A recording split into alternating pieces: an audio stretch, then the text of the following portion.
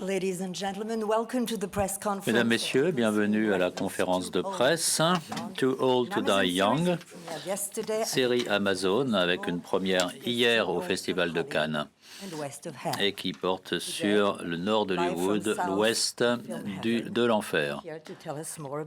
Et nous avons ici nos invités qui sont là pour nous en parler davantage. À votre droite, quelqu'un qui a travaillé à Only God Forgives et d'autres projets, un ami et partenaire du réalisateur et un monteur brillant, Matthew Newman.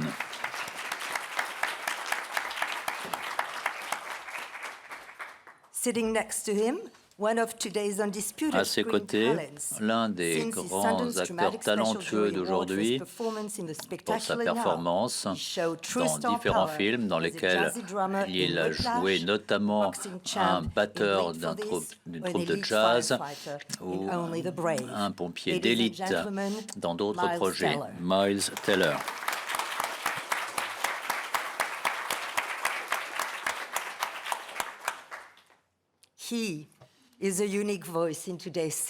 Le réalisateur, une voix unique dans le cinéma d'aujourd'hui, depuis Drive, prix du meilleur réalisateur, Only God Forgives, Neon Demon, Nicolas Winding Refn.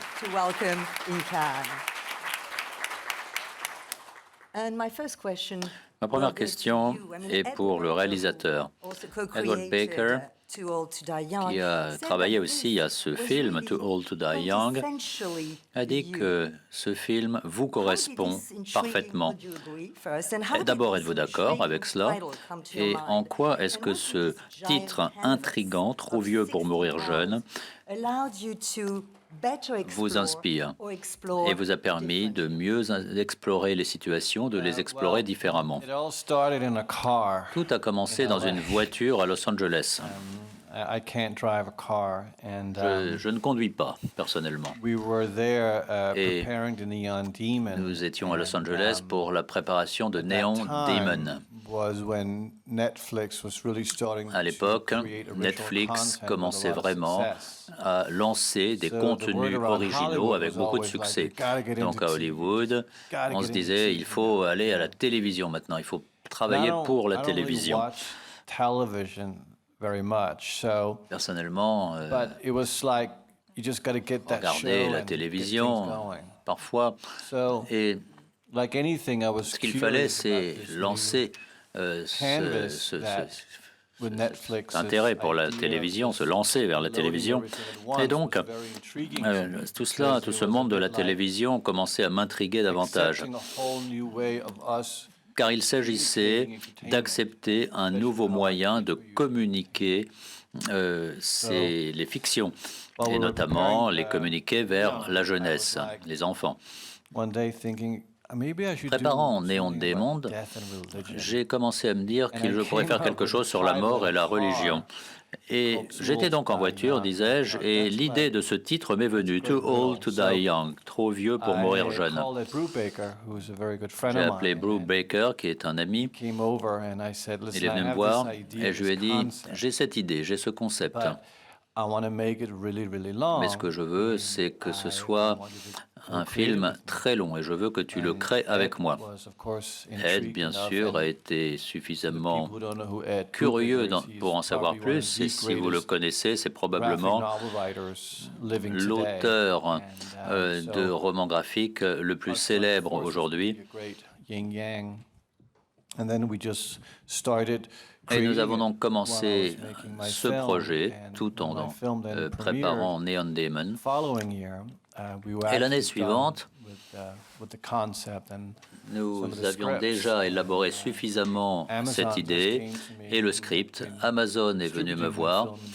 Ils distribuaient mes films aux États-Unis et ils m'ont demandé ce que j'avais comme idée suivante. Et je leur ai expliqué que j'avais cette idée-là pour en faire une série télévisée. Il m'a dit très bien, envoie-nous cette idée. En général, ça veut dire qu'on ne nous recontactera plus. Mais 2 semaines plus tard, ils m'ont donné le feu vert. Et c'est parti comme cela. Une question? Question du Brésil pour le réalisateur. Dans votre travail, vous avez comme des guerriers qui suivent leur propre code d'honneur. Quel est le code d'honneur du personnage de Miles Teller? Le personnage de Martin est intrigant. Il ne sait pas, et ce qui l'intéresse, c'est plus la curiosité en soi que la réponse à une question. Et c'est quelque chose de très subtil. Il faut tout le talent de Miles Teller pour montrer cette énigme, pour montrer que l'histoire se déroule. Et comme a dit Shakespeare, la contradiction, c'est le plus grand drame de tous. Il y a beaucoup de contradictions dans le personnage de Martin. J'en ai mis autant que je pouvais des contradictions dans ce personnage et le résultat est excellent. Bonjour, Sydney Marans, États-Unis. Tout d'abord, j'ai une question pour Nicholas Winding Refn. Comment est-ce que vous utilisez le néon, un éclairage très faible pendant des prises très très longues qui mettent l'accent sur le visage du personnage pour montrer l'absence de désir ou un certain état d'esprit? Et vous, vous êtes un tueur à gages. Comment c'est de travailler avec Nicholas? Eh bien, j'ai grandi. En famille, ma mère est photographe, donc je me suis toujours intéressée aux images. En fait, je n'ai pas découvert le cinéma, j'ai découvert la télévision à l'âge de 10 ans. Et cette idée de pouvoir contrôler les images avec un bouton, c'était extraordinaire pour moi. Ça permettait de créer toutes sortes de contradictions. Pour moi, la photo,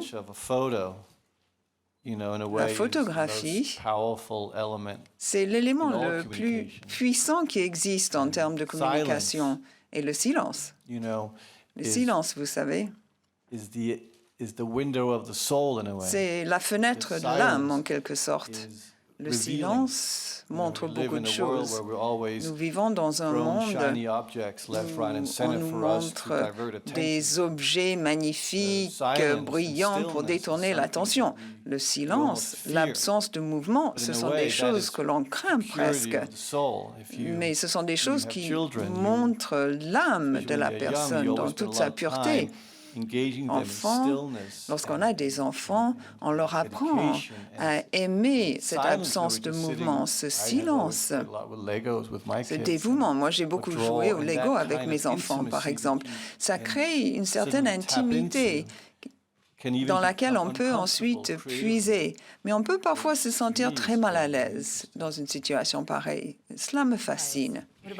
Miles, qu'en-est-il de votre personnage? Comment êtes-vous entré dans la peau du personnage?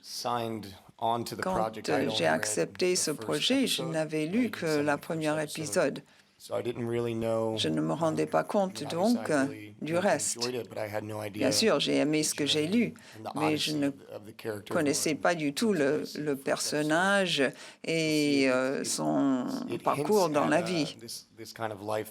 Il y avait quelques indices par rapport à cette vie double, mais je ne me rendais pas compte du tout. Pour moi, ce qui m'a intéressé, c'était de travailler avec Nick. J'adore son travail. Je savais aussi qu'on allait filmer de façon chronologique. Ça m'a intrigué beaucoup d'avoir un personnage que j'allais camper pendant environ 7 mois, parce que c'était la durée du tournage. J'ai énormément appris. J'ai beaucoup appris. Je le savais déjà grâce à Nick, qui est un réalisateur hors pair. J'ai beaucoup appris par rapport à la profession. J'ai ajouté énormément de compétences J'ai élargi mon répertoire. J'ai énormément appris en tant qu'acteur grâce à Nick. C'était une très belle expérience. Et c'est ce que je recherche. Je cherche des expériences. Question? Hi, this is Xavi Serra from Ara Newspaper from Barcelona. Je viens du Brésil. I'm not correct, we've seen the chapters 4 and 5 from the series. Il y a donc les épisodes 4 et 5. If this has something to do with the fact that we live in an era so obsessed On vit à with une spoilers, époque with knowing qui est everything in advance, obsédée par l'instant présent. On ne sait jamais ce qui va se passer par avance. Est-ce que vous avez voulu traiter de cette obsession dans votre film? Eh bien, mon film n'a rien à voir avec le rapport Mueller, mais tous les matins, quand je me lève, je prépare le déjeuner des enfants. C'est moi qui prépare le déjeuner parce que ma femme adore faire du footing le matin. Et je regarde YouTube. Et je choisis de façon aléatoire des vidéos. Parfois, ce sont des vidéos de pur divertissement, parfois c'est autre chose. Et je vois comment ma fille, qui est adolescente, réagit à cette notion de divertissement. Ils interagissent de façon très intéressante, les jeunes, avec tous ces médias.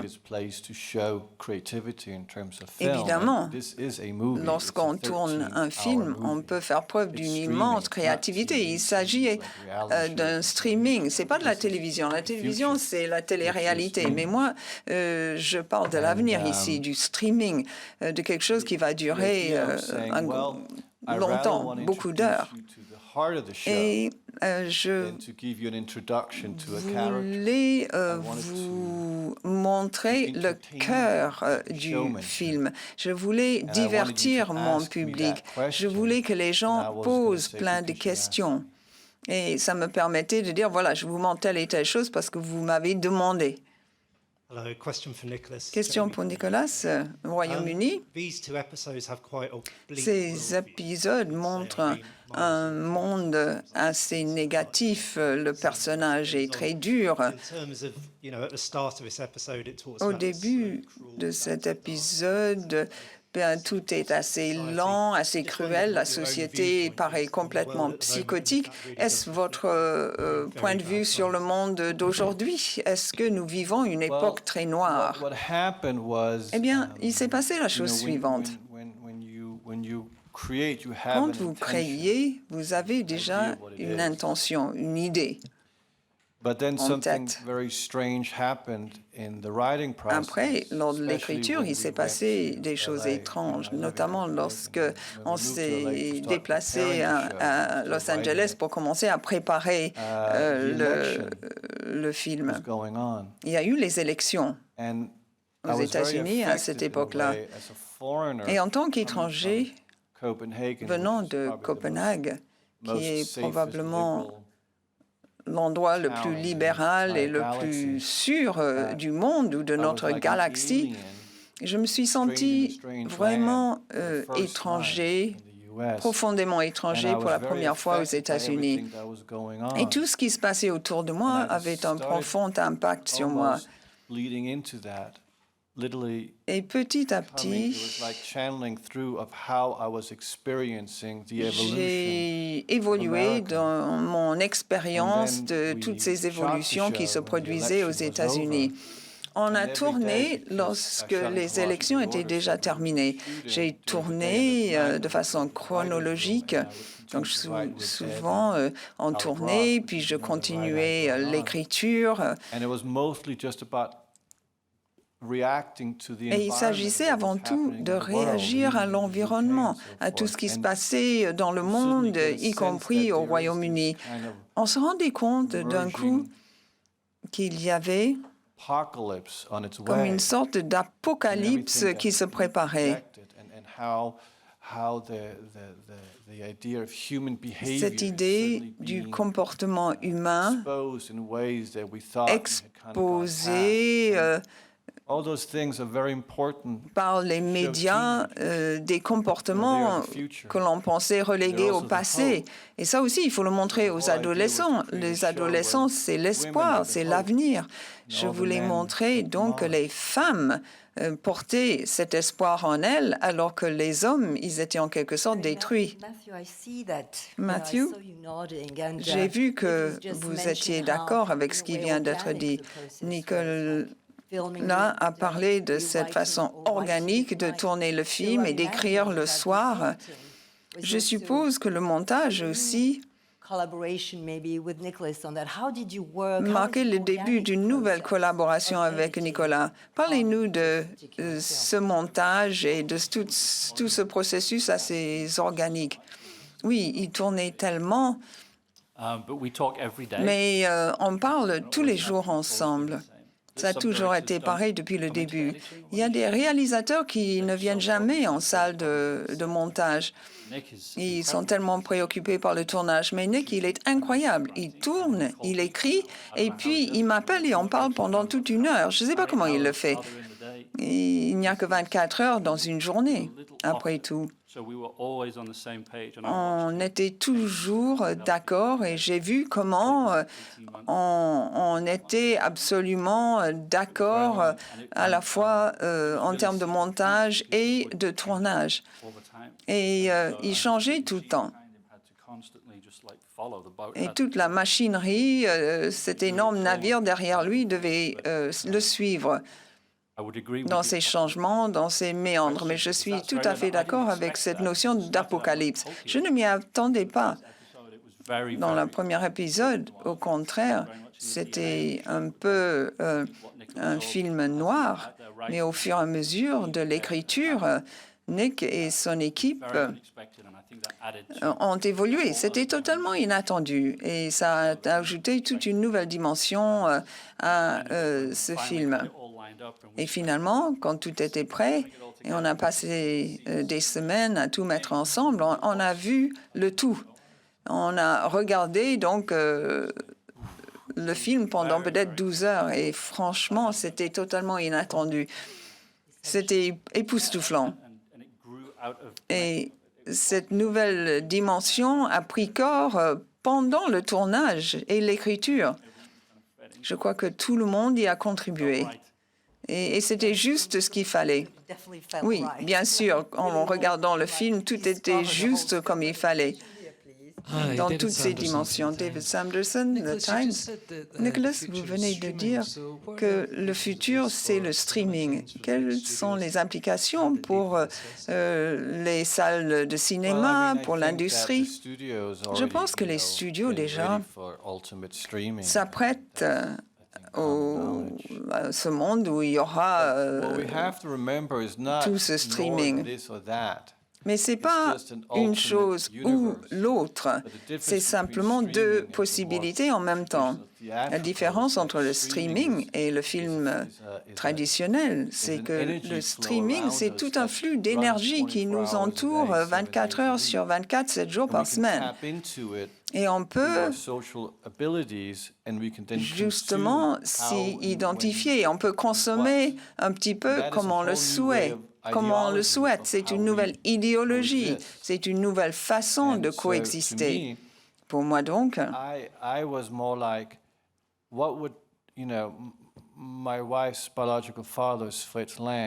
donc le père biologique de ma femme, c'est Fritz Lang. Et je me suis dit, que ferait mon beau-père de nos jours? Je pense qu'il adopterait le streaming.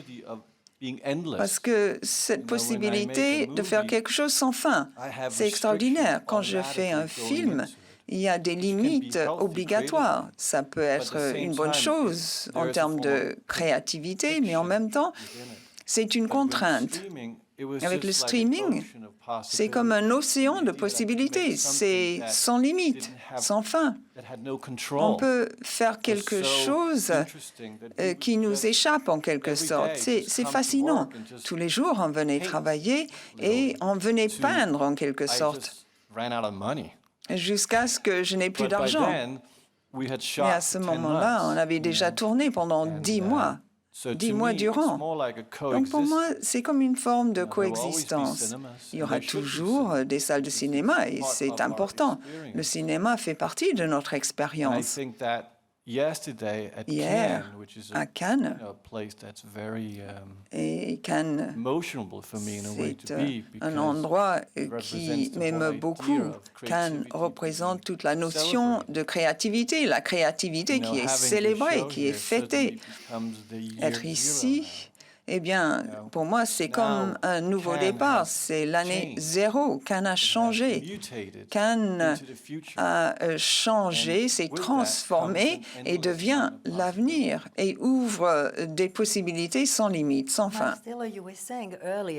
Miles Teller, vous disiez tout à l'heure que faire ce film et travailler avec Nicolas, vous avez beaucoup changé en termes de jeu d'acteur, en termes de film, ce qu'il est, ce qu'il peut devenir.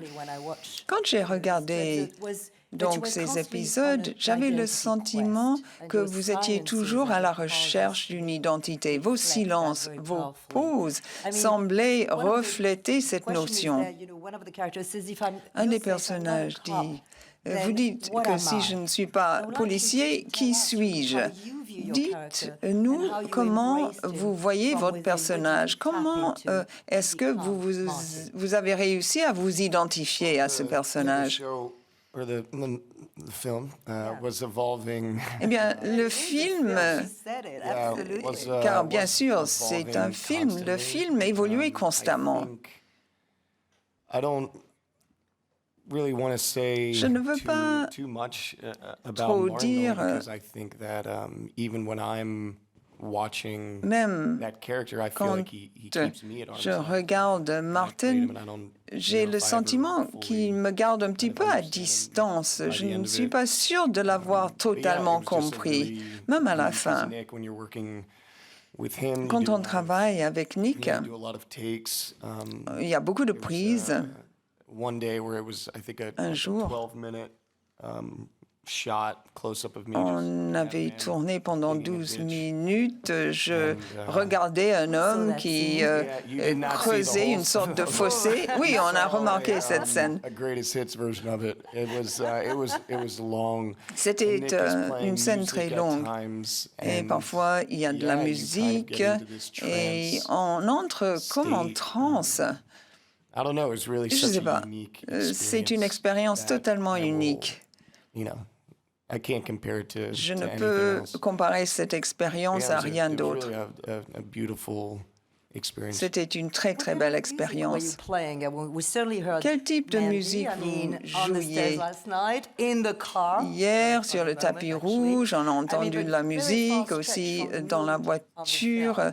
Il y a beaucoup de musique dans le film. Je suis une personne très heureuse. J'adore la musique joyeuse, la musique pop, par exemple. Et Mandy, c'est fabuleux, surtout lorsqu'on est aux États-Unis. Mandy, il est devenu une sorte de thème qu'on employait à maintes reprises.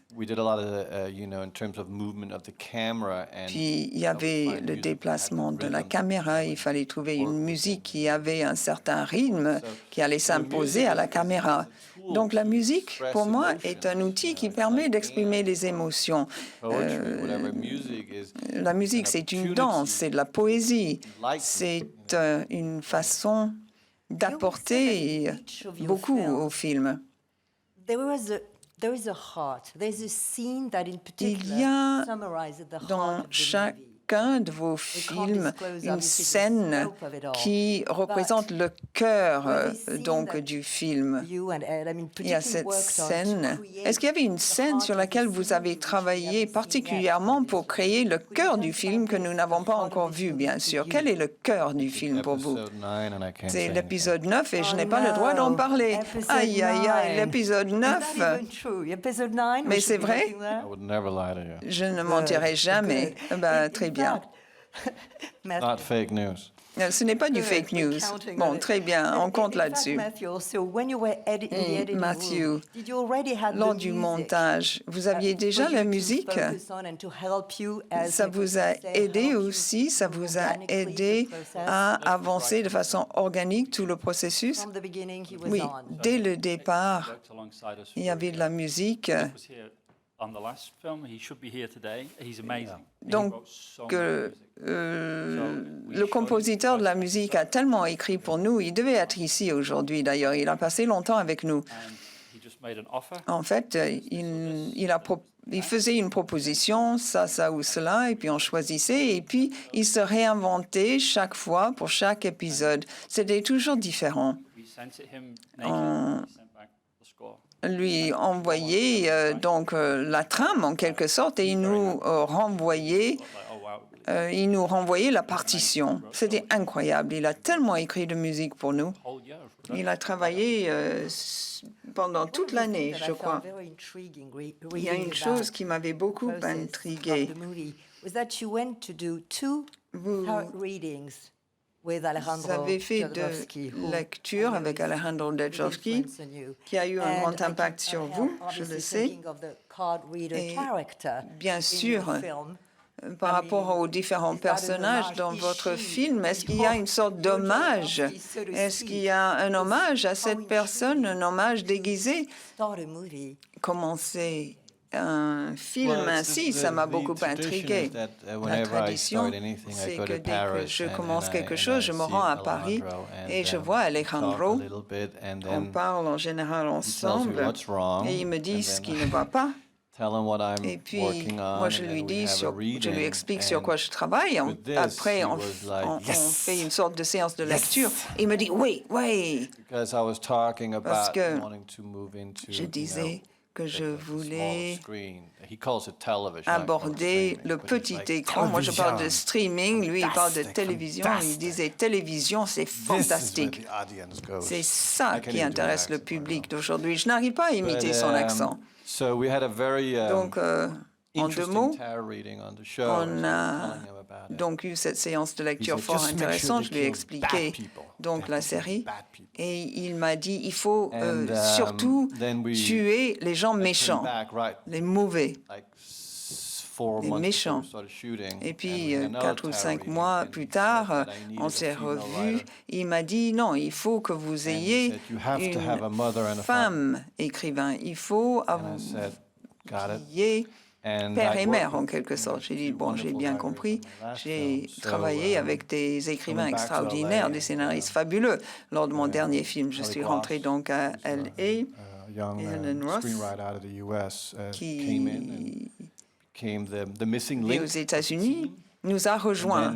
C'était la chaîne manquante dans l'équipe. Et puis, il y avait juste nous 3 ou 4 dans la salle et je ne me rappelle pas d'avoir autant ri dans ma vie. Quand j'ai un doute, je cours voir Alejandro pour de bons conseils. On va bientôt découvrir la totalité de ce film. Et ce que je voulais savoir aussi, la chose suivante. Vous adorez le film, vous êtes un vrai cinéphile et je voulais terminer cette conférence de presse avec quelque chose que j'ai trouvé d'absolument extraordinaire. C'est votre propre plateforme de streaming. Et est-ce que vous pourriez nous en parler de ce projet? J'aimerais tellement que les gens utilisent ce site de streaming pour voir les films qui y figurent, que vous y mettez. Parlez-nous-en. Ça nous intéresse tous. Il y a quelques années, j'ai eu cette idée de créer ma propre plateforme en tant qu'expérience en ligne pour profiter de cette notion de flux d'énergie. Et j'ai trouvé ce concept. Je me suis dit, je veux créer une sorte de fondation, une fondation culturelle pour tout le monde, puisque la culture se destine à tout le monde. Et je voulais que cette plateforme soit totalement gratuite.